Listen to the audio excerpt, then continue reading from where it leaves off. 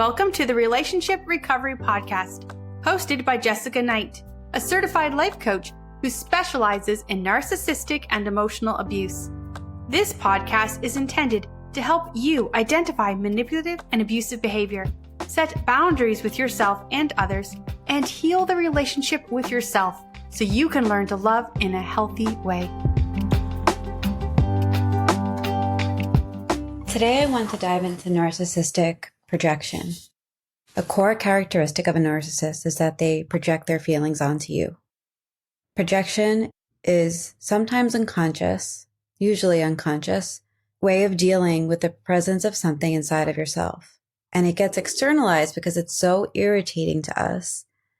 And a healthy person with good self-awareness would realize what they're doing, or if they're called out on it, probably have the awareness enough to stop and realize and turn inward. But a narcissist won't see the behavior within themselves, even when you bluntly tell them that it's there. This could be unacceptable or unwanted characteristics or flaws, thoughts, emotions, actions, feelings. And it's important to see projection as a defense mechanism for the narcissist. It's the way in which they tell on themselves. They reveal who they are and what they're doing. And so I want to unpack this a little more. So through projection, a narcissist will call you what they actually are. They accuse you of doing what they're doing or what they're planning on doing. They throw all the uncomfortable feelings onto you because they don't want to deal with them. They throw their shame on you so they don't have to deal with it. They make you feel guilty for who they are and what they're doing because they're unable to feel that guilt within themselves. And just like I said before, anybody can do this. You can project things onto other people and not even realize it. But for a narcissist, this is constant and it becomes a tool. From what we know about narcissists, and I've done quite a few podcasts on what a narcissist is, they are unable to look inside. They are unable to be accountable for their role, for their feelings, and for their shame. This is why it's so important to learn about the characteristics of a narcissist, because it will allow you to stop taking things personally. And it will allow you to stop defending yourself unnecessarily. Here are some examples of how a narcissist might project onto you. The narcissist might accuse you of cheating and goes on and on questioning you, what you were doing, who you were with, what's going on. They might keep tabs on your phone or make passive-aggressive comments. The narcissist might make judgments to just rant about random people in the world, like a waitress or a hotel concierge. They might say something like, "Where's the plump waitress going?" Or "Where's that really irritable concierge?" When the narcissist might have these characteristics within themselves. You might set a boundary with the narcissist, and if you don't give them what they want, they will call you selfish. So even if you say, "No, I'm sorry, I can't do that. That doesn't work for me. I can do this though." Instead of working with you or seeing that you have a perspective, they will just tell you that you're wrong, you're selfish. The narcissist accuses you of lying because they are actually the liar.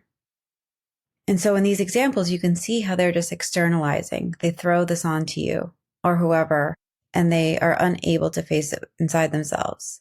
And so I'm going to give you a few tips on how to deal with narcissistic projection. The first thing is to don't identify it with it.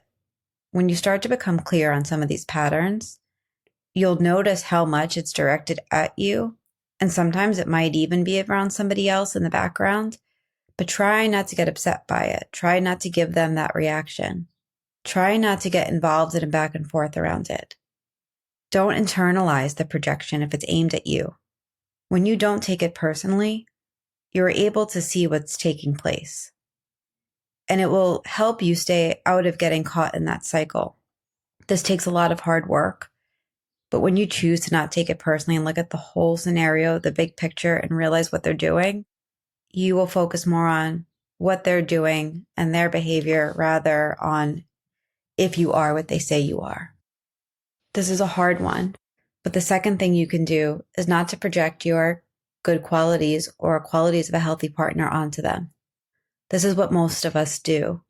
We project our empathy, our honesty, and all the qualities that we want to see in our partner onto them. But those are our qualities. We project our goodness onto them. We want them to treat us with respect. But this sometimes causes us to hold them to unrealistic standards for what they are actually capable of. It's possible that if those things weren't there, if we weren't projecting onto them, we would actually see them for who they are. This one can be really tough because we want to see the best in someone. And in a lot of cases, I believe that we do see the best parts of the narcissist as well as the most harmful parts. And so it's important to keep it in mind that when you project those qualities onto them, you are romanticizing the relationship and also what they can be.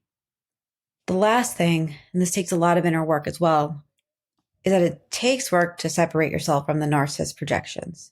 If you know yourself when the narcissist is projecting these things onto you and you don't take it personally, you realize, nope, that's not me.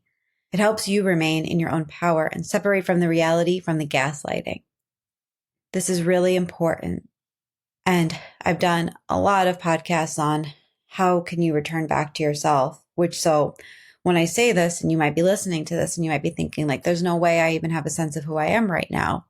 I just want to invite you to go listen to the podcast on boundaries. If you go listen to that podcast on how to set boundaries, that will help you begin to create some space so that you can actually think for yourself and think about what's important to you. I hope that this was helpful and I hope it shed a light on a topic that can be quite frustrating when you're in the cycle. If you need additional support, you can reach out to me at jessica@jessicaknightcoaching.com. You can find me at Emotional Abuse Coach on Instagram and emotionalabusecoach.com.